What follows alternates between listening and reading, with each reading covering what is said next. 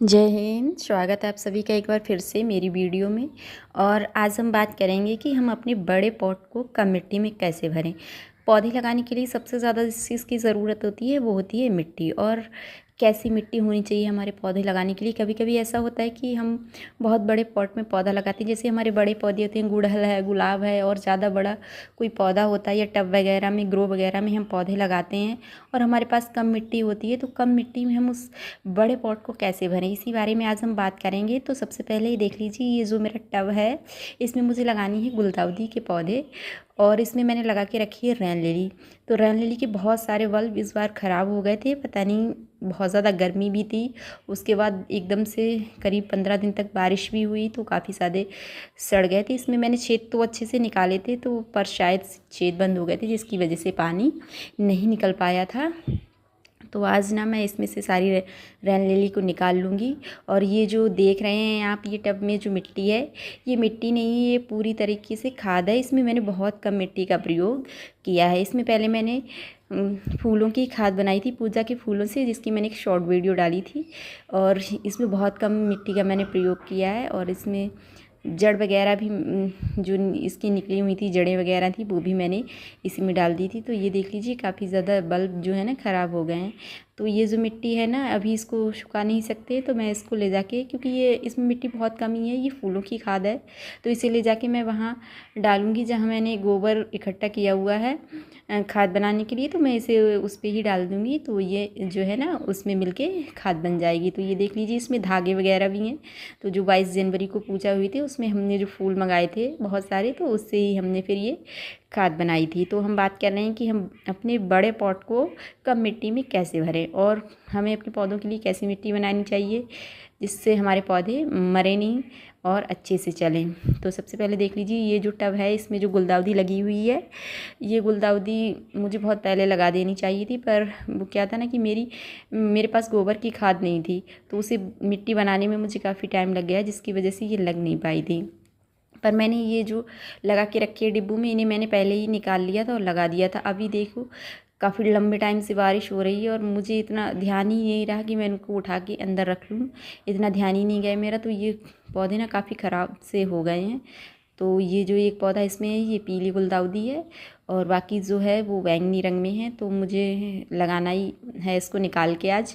तो मैं टब में लगाऊंगी, तो आपको बताऊंगी कि हम अपने बड़े पॉट को कम मिट्टी में कैसे भरें, जिससे हमारा पौधा जो है आसानी से चल जाए। तो ये जो टब देख रहे हैं, इसमें भी मैंने बहुत कम मिट्टी का प्रयोग किया था, क्योंकि जब इसमें पहले मैंने गुलदाउदी लगाई थी तो जितनी भी गुलदाउदी की जड़ें निकाली थी मैंने, और जो लकड़ियाँ वगैरह थी, पत्तियाँ थी, जितनी भी मैंने कट की थी, वो सब मैंने इसी में भर दी थी। और इस तरीके से हम अपने बड़े पॉट को कम मिट्टी में भर सकते हैं। तो बड़े पॉट को या ग्रो बैग को कम मिट्टी में भरने का सबसे अच्छा तरीका है कि आप अपने गार्डन की जो पत्तियां वगैरह हैं, बड़े पौधे होते हैं, उनकी पत्तियां गिरती हैं, लकड़ियां भी सूख जाती हैं। तो मैं जो भी कट करती हूँ, लकड़ी वगैरह हैं, पत्ते वगैरह हैं, मेरे घर में 2 आम के पौधे लगे हुए हैं, बड़े हैं, जिनकी पत्तियाँ हमेशा गिरती रहती हैं। तो मैं सारी पत्तियाँ इकट्ठी करती रहती हूँ, और सारी पत्तियाँ इकट्ठी करती रहती हूँ, तो उन्हें मैं इनमें नीचे प्रयोग करती हूँ। इसकी जो पत्तियाँ निकलेंगी वो भी मैं इसमें ही नीचे डालूँगी। और ये जो टब है, इसमें मैंने छेद नहीं निकाले थे, तो इसकी वजह से इसमें पानी भर गया था, तो इसकी काफ़ी हालत ख़राब है। अभी मैं देखती हूँ कि ये पौधे काफ़ी ख़राब हो रखे हैं। ये देख लीजिए, इसमें मैंने अच्छे से छेद निकाले हुए हैं टब में। तो सबसे पहले तो हम इसे इस तरह से किसी ईंट पत्थर की सहायता से छेद को थोड़ा ढक देंगे, जिससे इस पर डायरेक्ट मिट्टी ना जाए और दबे ना।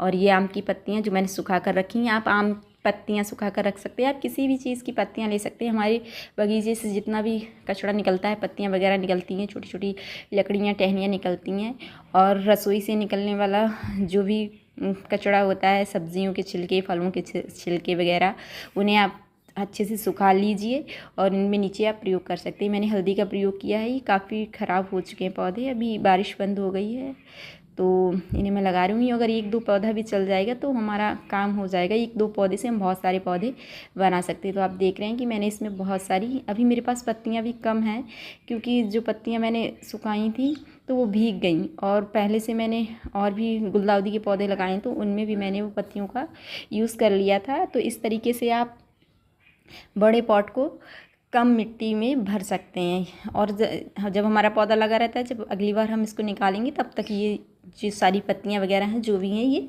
खाद बन जाती हैं, तो हमारे पौधे भी अच्छे से चलते रहते हैं, हमारा कम मिट्टी में काम भी चल जाता है। ये देख लीजिए, गुलदाउदी के पौधों को एक बार आप ख़रीद के लाते हैं तो लगभग हमेशा तक रहता है, अगर आप थोड़ा ध्यान दें।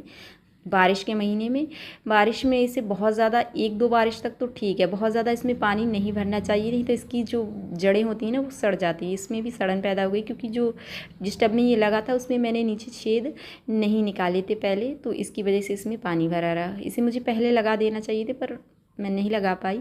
अभी मैं देखती हूँ अगर एक भी पौधा हमारा चल जाएगा तो हमारा काम चल जाएगा, क्योंकि पिछली बार भी मेरा इसका एक ही पौधा बचा था।